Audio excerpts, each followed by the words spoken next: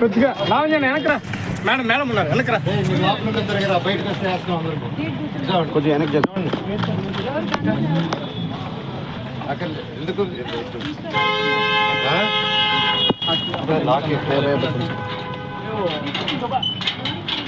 ఎవరు మీరంతా సీఏ గారు రమ్మనండి.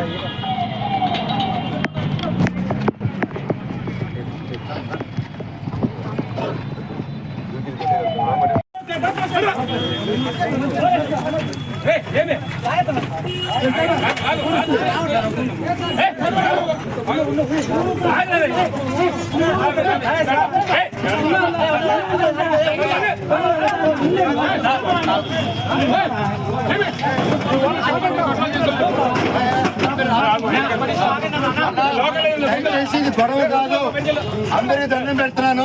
గొడవ కాదు, నేను మా తాత నాన్నకి దండం పెట్టుకునేదానికి వచ్చాను అంతే. Thank you. ఎవరు రాకండి, నేను దండం పెట్టుకుని వస్తాను. అందరు అక్కడ ఎవరు వీళ్ళు మనలు కాదు.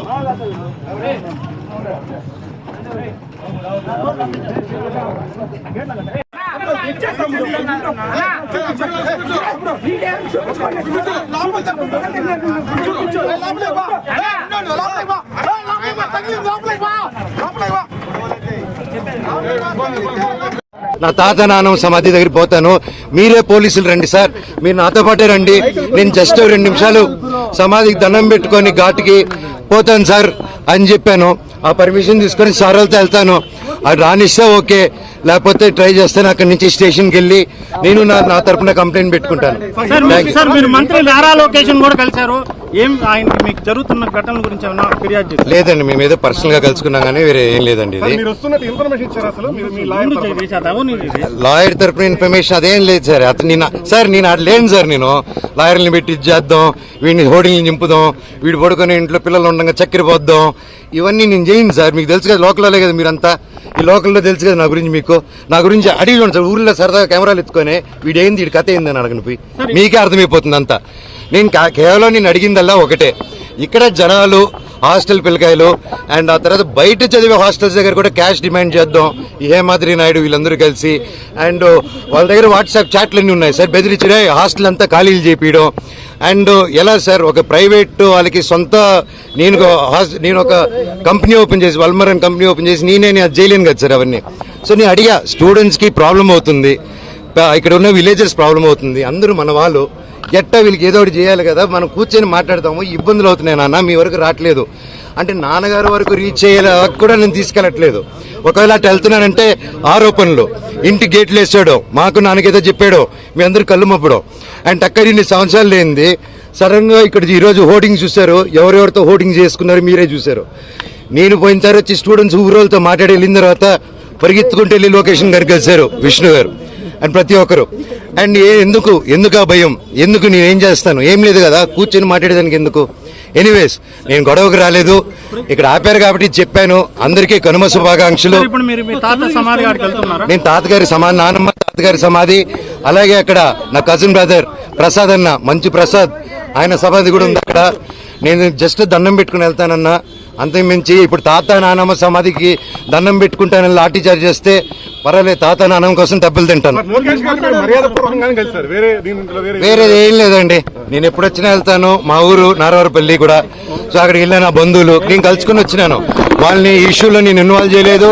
నేను లోకేష్ గారిని కూడా, ఎవరిని గారిని కూడా సార్ నాకు ఇలా చేయండి, నాకు ఇబ్బంది పెడుతుంది, నేను ఎవరిని అడగలేదు.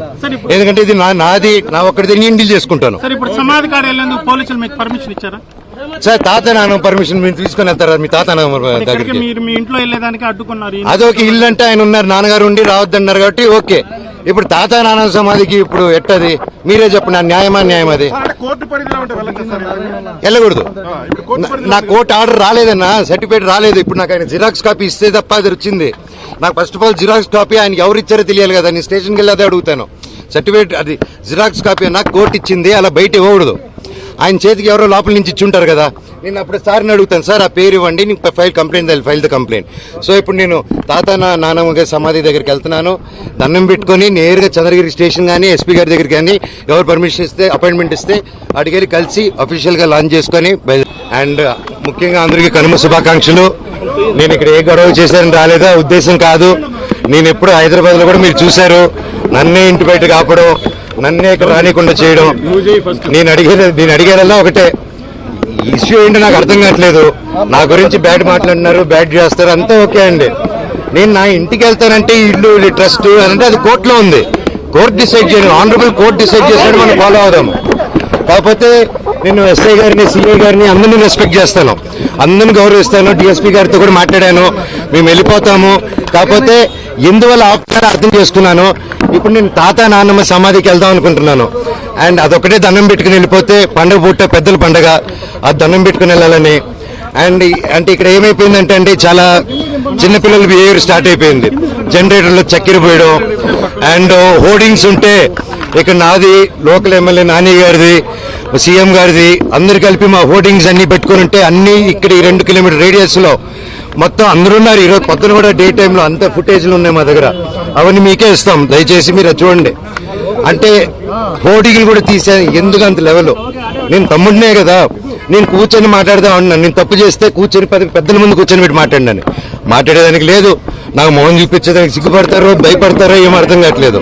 హోర్డింగ్లు చంపగలుగుతారు కానీ నా జనాల మనసులో నుంచి మమ్మల్ని ఎవరు తీలేరు.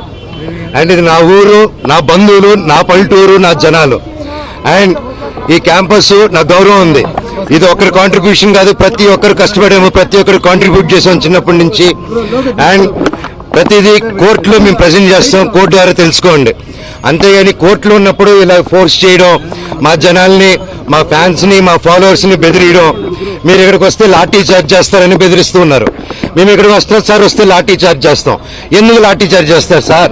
నేను మా ఊరికి వెళ్ళినా, నా బంధువుల్ని కలిసినా, జల్లిగట్టుకు పోయినా, ఇక్కడికి వచ్చినా నేను సార్ రావచ్చు అంటే రావద్దన్నారు. సరే ఓకే, తిరుక్కుని పోతున్నాను సార్, నా తాత నాన్న సమాధి దగ్గరికి పోతాను, మీరే పోలీసులు రండి సార్, మీరు నాతో పాటే రండి, నేను జస్ట్ 2 నిమిషాలు